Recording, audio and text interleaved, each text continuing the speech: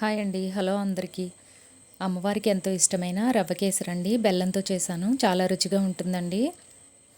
ఎర్ర గోధుమ రవ్వతో బెల్లం వేసి రవ్వ కేసరి చేశానండి. తక్కువ టైంలోనే చాలా ఈజీగా చేసేసుకోవచ్చు. మరి దీన్ని ఎలా చేసుకోవాలో చూద్దామా?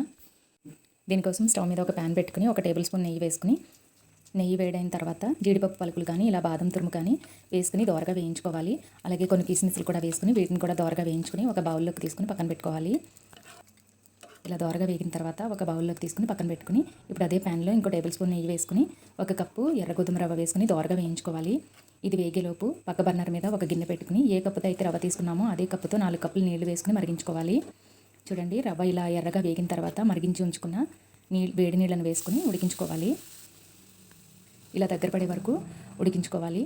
ఇలా ఉడికిన తర్వాత 1 కప్పు రవ్వకి కప్పున్నర బెల్లం తురుము వేసుకుని మొత్తం అంతా ఒకసారి కలుపుకొని దగ్గర పడే వరకు ఉడికించుకోవాలి. బెల్లం కరిగించుకోవాలి పూర్తిగా. ఇలా కరిగి దగ్గర పడే వరకు ఉడికిన తర్వాత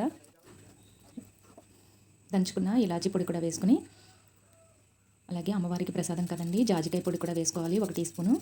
నేనైతే ఇలా తురిమేశాను అనమాట. అలాగే వేయించుకున్న డ్రై ఫ్రూట్స్, చిన్న పలుకు, పచ్చకర్పూరం పొడి కూడా వేసుకుని మొత్తం అంతా ఒకసారి కలుపుకొని ఒక బౌల్లోకి అమ్మవారికి ప్రసాదంగా అయితే తీసుకున్నాను అనమాట.